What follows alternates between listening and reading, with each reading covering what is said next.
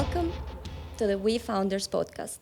We are women entrepreneurs, founders, and investors sharing our stories about how we raise funds, invest, and build our businesses from the Western Balkans.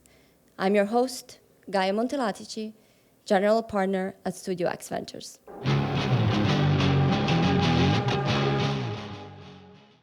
Welcome to the We Founders podcast. I'm Gaia, your host, in conversation today with our Sonja Ory. She did a very courageous career shift, which we're going to ask her all about today. So, Sonja, welcome. Hi Gaia, thank you for inviting me to do this podcast with you, and I might just say that I'm very excited since this is my first opportunity to have such experience, and once again thank you for hosting this. So you're very welcome. Well, listen, you've been an expert and you have a professional career in telecommunications. You worked in companies and corporations in the Western Balkans.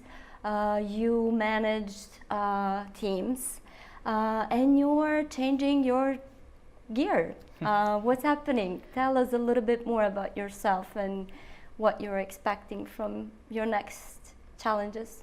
Okay. Well, yes.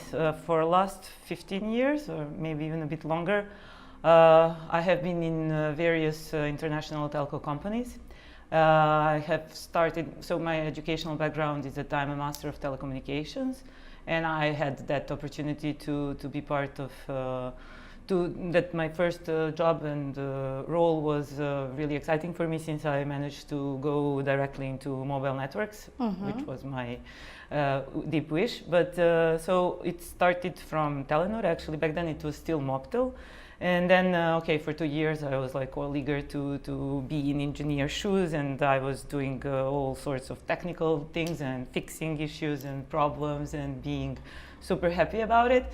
And then I had also another opportunity on the market because actually Telekom Austria Group was acquiring a license for a third operator, and that was like really nice opportunity for me to transfer and to be able to be part of something which was completely greenfield project. So actually more or less that I could say that was one of my own personal startup experience, even though it was part of big international corporation, but still we started to build that network from scratch. And I had the privilege to be the one who made the first test voice call in that network, which was like very nice experience, and I cherish it. So I stayed really rather long in that company, but I shifted through different roles. So I also had an opportunity to become a team manager. So besides having this technical role in network operations, I was also leading a team. And I must say that I'm also proud of that the fact that the team was of 14 engineers, and 7 of them were girls and 7 of them were guys. So even we had some kind of gender equality, which was rare, especially for technical areas in these type of Did it contribute companies. To the quality to have of that course. diversity? No, I'm making a joke now, but I think that it is really important to mention that, because it is like in VIP Mobile had a very nice culture, and it was not the only team where we had that kind of diversity, let's call it like that, and it was like really they were really open to girls being in technical roles, and I was not even maybe aware of that fact until I changed to some other countries and cultures and realized that it is still, I was very surprised personally, but it is still very rare that you have so many girls engineers or having technical roles, working during the night and fixing things in order for customers not to feel any problems in the network, etc. Right. So for me, it was normal from the beginning, because somehow it was the case in both of my first companies. So also in Telenor, I had similar environment, yes, and experience. and then also in VIP Mobile in Serbia. But when I had opportunity to talk to other opcos, because Telekom Austria Group has also operators in Balkan area, specifically in Balkan area, so in Croatia, in Slovenia, I was surprised to see that these people were surprised that I'm a girl and that I'm not only an engineer, but I'm also like leading a team and things like that. So it was, I realized it like that because for me it was like something which was normal, but then I realized it was still not normal. Maybe even in some countries still where I would be expected more that it is normal. Yeah. I had a similar experience when I was working in Vienna in Austria as well. So in technical area, 100% guys, maybe some girl, but like on like internship student or something like that. So it's still not there, and for me it was super surprising. Right. Yeah, but okay. So just maybe to shift back to my other roles. So followed by that team manager role in VIP Mobile Serbia, now A1 Serbia. I got the opportunity to be a team leader of another team, which was now actually situated in 2 different countries. Because Telekom Austria Group was acquired by America Mobilis, they decided to do a bit of mixing. So they made clusters inside of a group, and they merged A1 Slovenia with now A1 Serbia.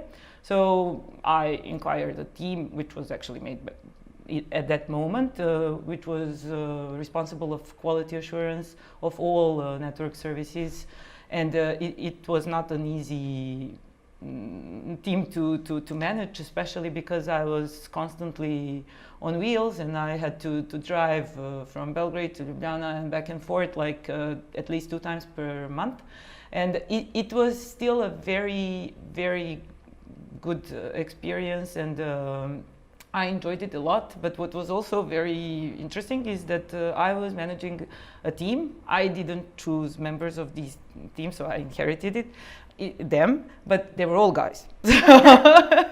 Again, all engineers, but still, again, for me it was super weird, but it was a good experience. And also the fact that now I had like insight in how it is to deal with 2 different cultures, because even though it's still the part of even once the same country, but it's still a different culture and mentality and everything. So yeah, it was also nice. And then there was another opportunity after 2 years managing this team. This cluster A1 Serbia and Slovenia, they decided they need some kind of refreshment, and they decided to actually form a brand new team, which was supposed to handle digital transformation and innovation, and to build in and to develop some new products and new ideas. And so it was not really, it was some sort of a pet project, and it consisted of just a couple of people who were there from the beginning, and they asked me if I want to change to that team, to transfer towards that area, let's say, because till then I was always strictly inside of technical area, and this was more like product development. And I decided to do that shift, and so that was maybe my first small shift, and then it will be followed by a bigger shift. Anyhow, it was super interesting because that team was actually in charge to do collaboration with startup community in both countries. So everything what was supposed to be developed should have been developed for Slovenia and Serbia. That was not easy because these are 2 different markets, so also different expectations, different culture and everything, standards and economies and etc. So yeah, it was again a very good experience for me to first of all to start learning new stuff about how does it go dealing with any kind of product development. And also another thing which was super refreshing for me as well, and was to deal more with the startup community yes. And with startup companies, because after it was 2016, so back then I was already more than 10 years inside of corporations exclusively. And what was a very like a downside of the whole thing was that there are so many procedures and so many so much administration, so many meetings, and I think that by time I started to feel it more and more, that I spend so much time, not only me, but also my other colleagues, not even thinking about it, that we are spending so much time trying to fulfill some form, Right. which needs to be fulfilled, and not really doing the business we need to So actually, finish. this experience really prepared you for the jump that you're doing now, Exactly. getting into really entrepreneurship. And so, what is your motivation? What is it that you're going to accomplish? Okay, so my motivation is that so for years, for last couple of years, when I was also working on a position in Vienna, again doing some kind of product development, I was more and more becoming unhappy, and I was losing my passion for being productive. I didn't feel that I am having a possibility to be creative enough or to express myself enough. So I was never having some major issues in communications. Vice versa, I had like really good colleagues and great experts, and I was cooperating with great people. But I lacked that spark. So what I'm actually doing right now by this shift is I'm trying to find that spark again. And I think it's super important. And I know that once when I decided to quit my job position, which was like, I was living in Vienna, which when you come from Serbia, it's not a bad thing to do. And everybody wants to move out. Luckily, I finished university, which was always accepted everywhere else in the world. So I just stayed in Serbia because I had like enough of interesting things to do, and I was really fulfilled by doing them and performing these different roles. And then I moved to Vienna because again it was more challenging for me, and I also wanted to have in one moment of my career international expertise. This shift between Slovenia and Belgrade was a bit exhausting at the end, so Vienna was sounding very nice, but I couldn't help myself feeling saturated. And after 15 years, I think it is okay. And even though maybe you will surprise your friends and family, and everybody will be like, "Are you crazy? You're quitting your job? Like you can stay there. There is nothing wrong." And Vienna is a very nice city, and it is not that far away from home, so everything was seeming perfect, but not for me. I was searching for something else. And I decided that I need to step out of my comfort zone, and to see what else I can contribute to. And unfortunately, I'm not the one who had like an idea, like this bulb with my own creation or idea to do my own startup or to start something on my own. At least I don't still have it. Maybe that will also pop up.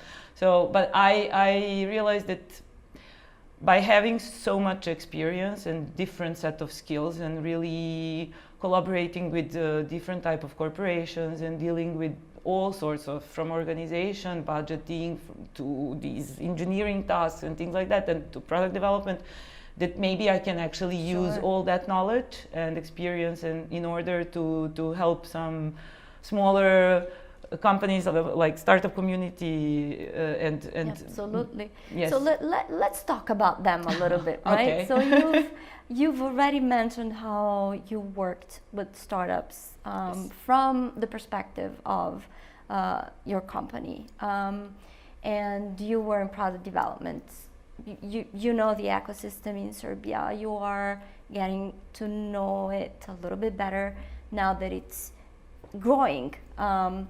You were part of the Western Balkan Demo Day that the IMPA Hub organizes, and so you are very much increasing your connections to the founders.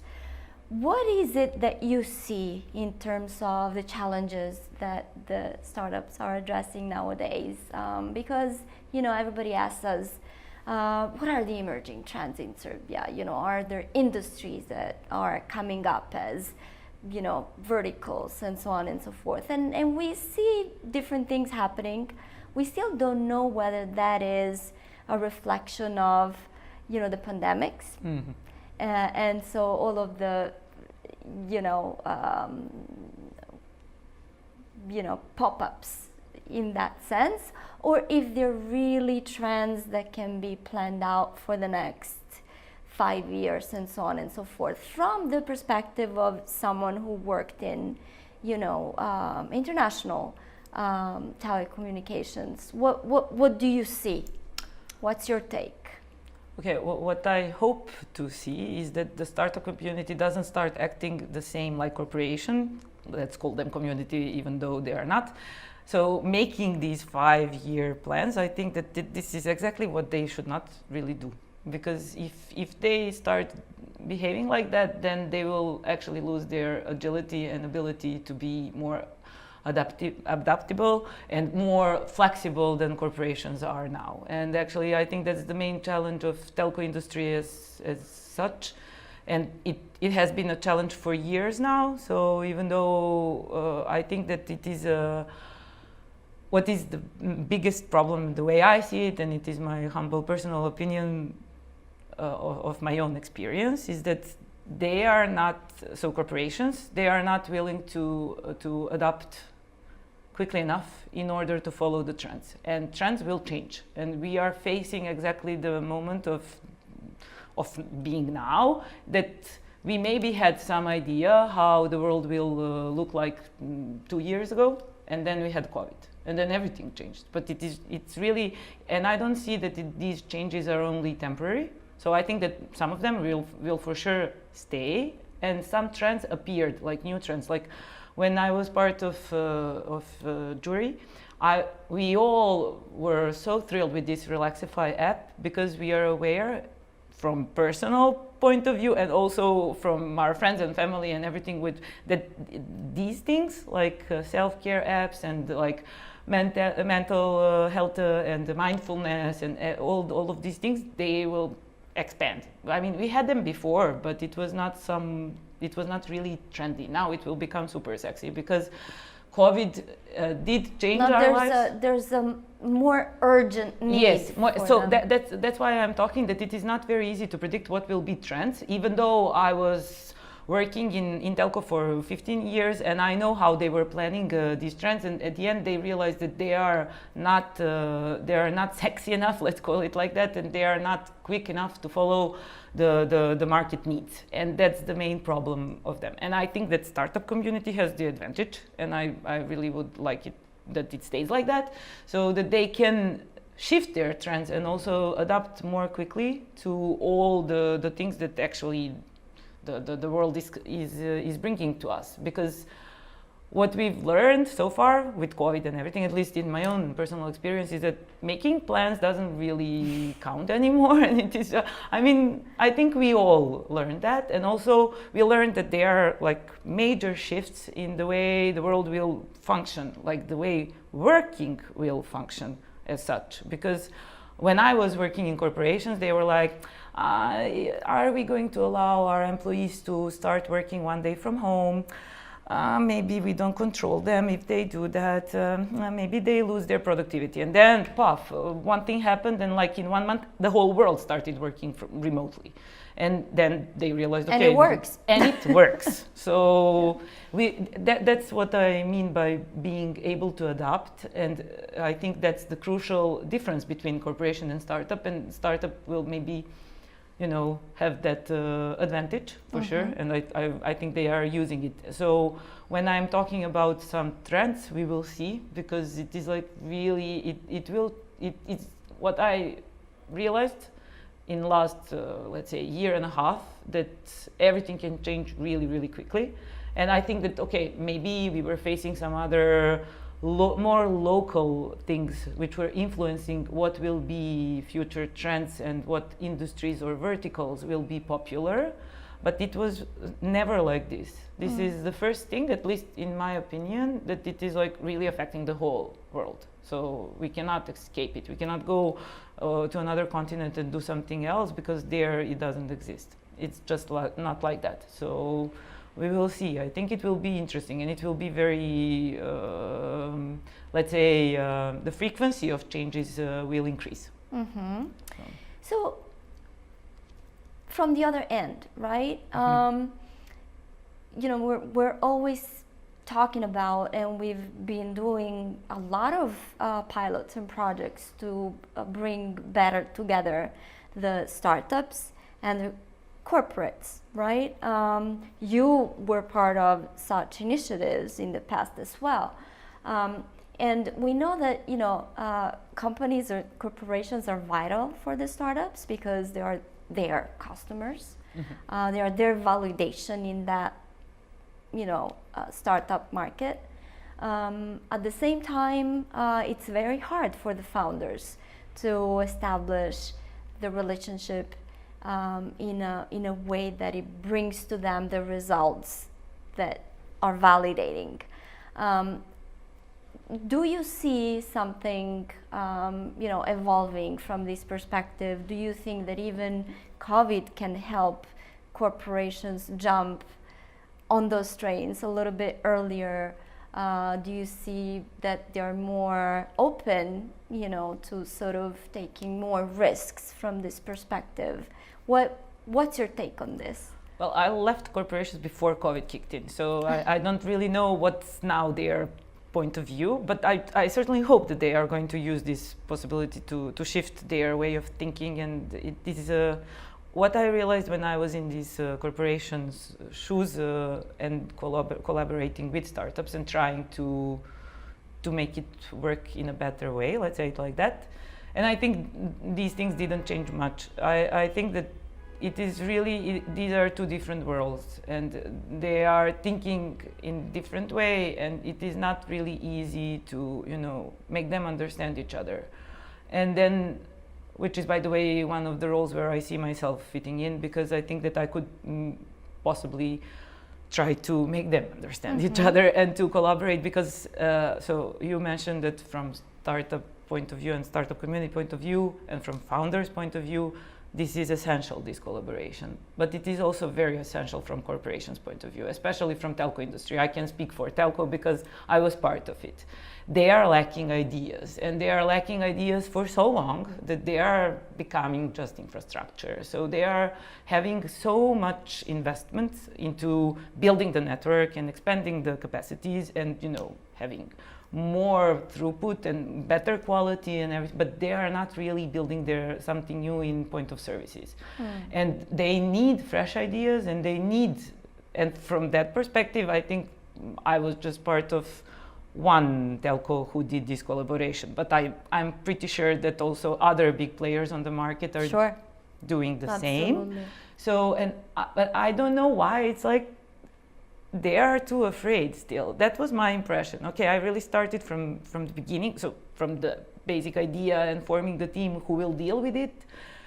And I didn't realize, I didn't see the readiness from corporations' point of view to really accept the change that startup could bring. And the way of, so they were all talking, we need to be more agile, and we need to start doing like that, and to put the product, and then to wait what customers will say, not to dream about how it will work in a perfect world, and then wait for years to build it up, and procedures and administration and different teams taking their whatever tasks are, and then the train is already gone. And we are late. And that happened so many times. And I think that they just need to speed up. And maybe COVID will, refresh them also from that perspective, because they for sure changed many things they thought they will never change. And they became more flexible. I know that just based on some, like working environment, they changed. They allowed people now to stay home and to work, and they've seen that nothing bad will happen. Even maybe productivity can, rise up. Because what was really frustrating for me when I was working in this type of environment, and one of the reasons why I really needed to go, is like, why? You will not have 8 hours of tasks to do or to accomplish every day in the week. Why there is not, flexibility? Why it is so important that you need to sit there at your desk, and that somebody is monitoring you if you are, and you are on the other side, you don't have enough work. And on the other days you will have more than 8 hours, but just to keep that flexibility. And they are starting to realize that it can work also like that, and maybe even in a better way, because people will be more satisfied, and they will maybe have more time for their families and be more flexible for some other duties they have, like administration, private things. And etc. So I think that this is a good moment for both parties to start collaborating more. So from startup perspective and also from corporation perspective. I agree with you completely. Do you see though that there has to be some preconditions, for example, to be filled for that collaboration, partnership, and what have you, to be accelerated and speeded up a little bit? Because things happen, and we do see that, the startups, take some time to get to the companies that they are targeting, and eventually it happens because if they are bringing the results and the validation, well, everybody recognizes that, right? Yes. But the timing is a bit but the timing is crucial. Yeah, it's right? crucial, and that's what's lacking, or it was lacking, let's say it like that. Maybe it will change, but sorry for interrupting. Yeah, so if you have any examples, or if you think that there's some validating points that could be more fleshed out to benefit both sides, I don't know if you have some thoughts on that. Yeah, I guess that from what would be my message from like corporations towards startup communities, that they need really to focus more on how they will present what they want to present, what they want to pitch. So that's like, because I know that many of them are just some IT guys or developers or programmers, and they have really exquisite ideas and very good ideas for a product, but they are not really focused enough, let's say it like that, how they will actually present that. And it is crucial. And it's crucial for them to do a big pile of research to whom they are going to present. Because at the end of the day, we are all people. And I am coming from technical area, and I am also frustrated that marketing is super important. But it is, and you need to know how to sell something. And even if it's not completely finished, but even if it is completely finished, and then you have a great product, but you don't know how to show the other person how good it is, so you are not presenting it in a good way, or you are not focused enough, or it's super important, and it can be frustrated. But I think that they should maybe more focus, like startups, more focus how, and so networking and how they will present, and to be like really to do it, to customize each presentation, each pitch towards the audience where they are doing the pitch. So I agree with you completely. I think that those skills are still in the making here. Yes. We're not there yet. Yes. We have some really accomplishments, but a road ahead. It's hard. Yes. That's why I'm pointing that out, because I know how hard it can be, and I know that especially it is hard for people who are really into development, and so they are not caring how it will look like, because they believe 100% in what they are building. And that's super, and you can feel that passion. But if they don't know how to present it at the end of the day, it will fail. And also that's not what the companies and corporations are looking for, because they can buy it. Yes. So exactly. It's not that infrastructure, and it's not that technical development. It's totally actually how that can be of service to fulfill the needs that they don't see from the perspective of the user. So I agree with you that that's totally the missing link. And from this perspective, what do you see? You've already talked about some of the challenges in that industry that you know the most, that is still ongoing.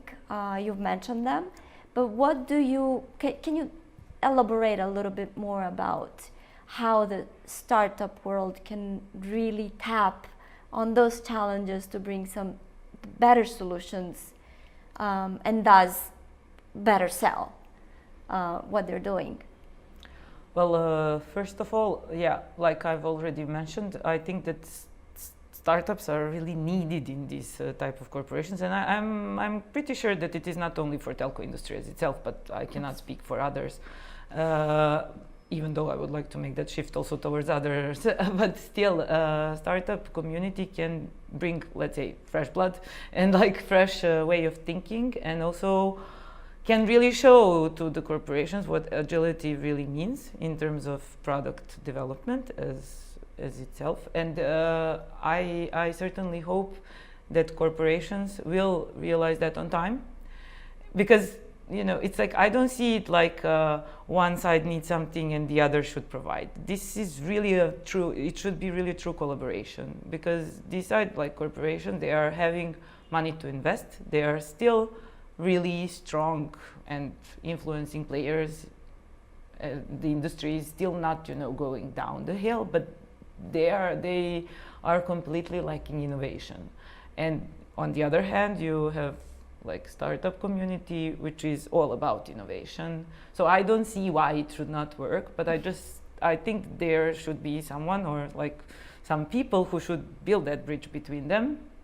And that's where I see maybe my role. And that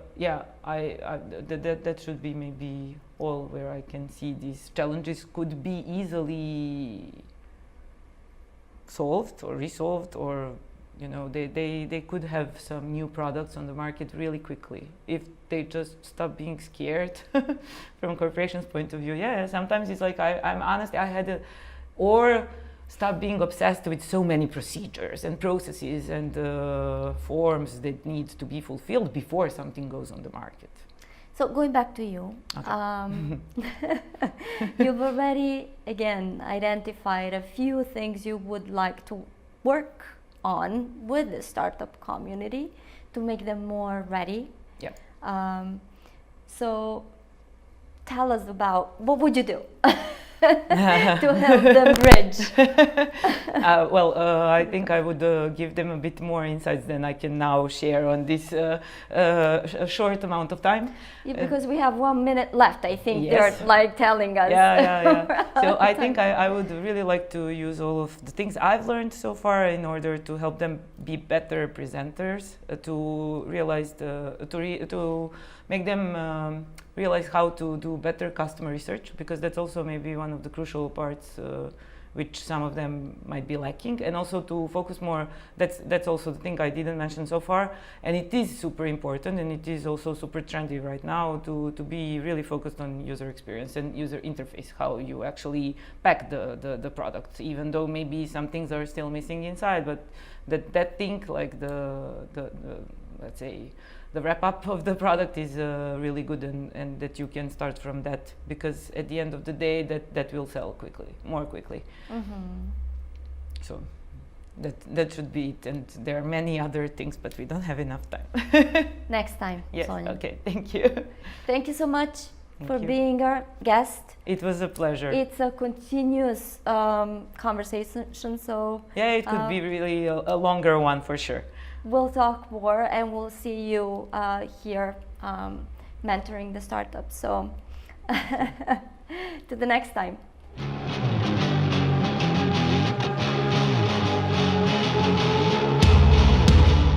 Thank you for following our We Founders podcast. Subscribe to our YouTube channel, listen to our episodes on Podcast.rs and Sounder, and check our websites for updates on wefounders.net.